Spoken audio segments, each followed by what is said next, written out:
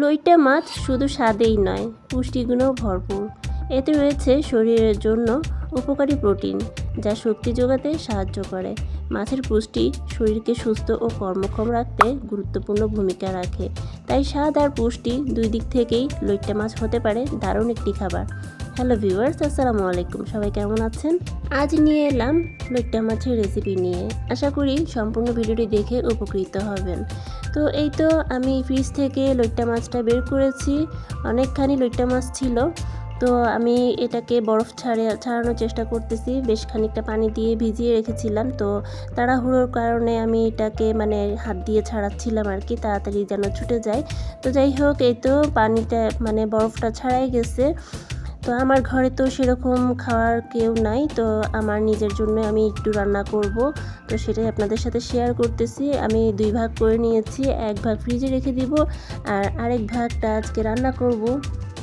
তো এই তো আমি খুব ভালো করে ধুয়ে নিয়েছি, আর যা যা লাগবে তাই এখানে রেখে দিলাম। এখানে পেঁয়াজ কুচি, ধনিয়া পাতা, কাঁচা মরিচ, তারপর একটু রসুন বাটা, পেঁয়াজ বাটা রেখেছি।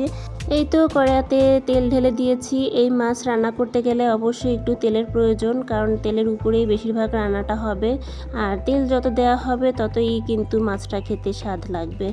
তো তেলটা গরম হয়ে যাওয়ার পরে আমি পেঁয়াজ আর কাঁচা মরিচ দুটো একসাথে দিয়ে দিয়েছি। এই তো ব্রাউন কালার হয়ে গিয়েছে।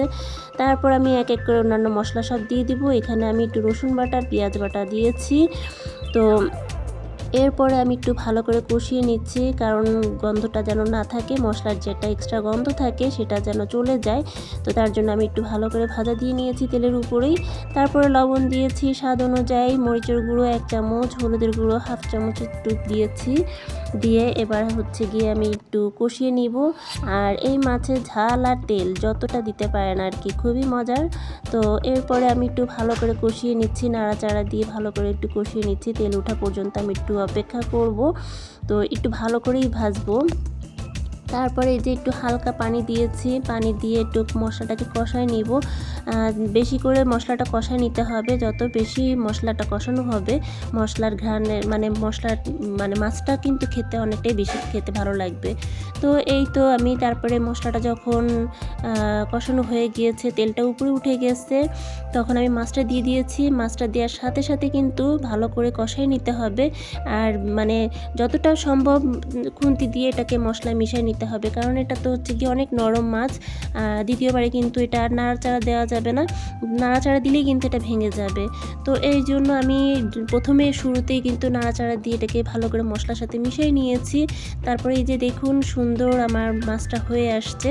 তো এরপরে আমি ধনিয়া পাতা দিছি। এই মাছের স্বাদটা, একমাত্র এই মাছের স্বাদটা আমার কাছে মনে হয় ধনিয়া পাতা ছাড়া একেবারেই অচল। ধনিয়া পাতা দিলে পরে এই মাছটার স্বাদ দ্বিগুণ বেড়ে যায়। তো এই মাছটার সাথে এই যে ধনিয়া পাতার সাথে কিছু কাঁচা পেঁয়াজ ছিল, সেগুলো পড়ে গেছে, এটা স্কিপ করবেন সবাই, হাতে উঠে গেছে আর কি। তো যাই হোক, এই যে দেখেন আমার সুন্দর রেসিপি তৈরি হয়ে গেছে। আপনাদের কাছে কেমন লাগলো অবশ্যই রেসিপিটি দেখে জানাবেন। এই তো ফাইনালি আমার রান্না হয়ে গিয়েছে, আলহামদুলিল্লাহ। তো দেখেন কি সুন্দর লোভনীয় একটা রেসিপি আপনাদের মাঝে হাজির করেছি। খুব সহজ পদ্ধতিতে দেখিয়েছি, এত সহজ মাছ রান্না এটার চেয়ে সহজ আর কিছুই হতে পারে না। তো এই তো লোভনীয় একটা মাছের রেসিপি আপনাদের মাঝে হাজির করলাম। কেমন হলো অবশ্যই কমেন্টের মাধ্যমে জানাবেন। আমাকে ভালো লাগলে আমার পাশে থেকে যেতে পারেন। আল্লাহ হাফেজ, আসসালামু আলাইকুম।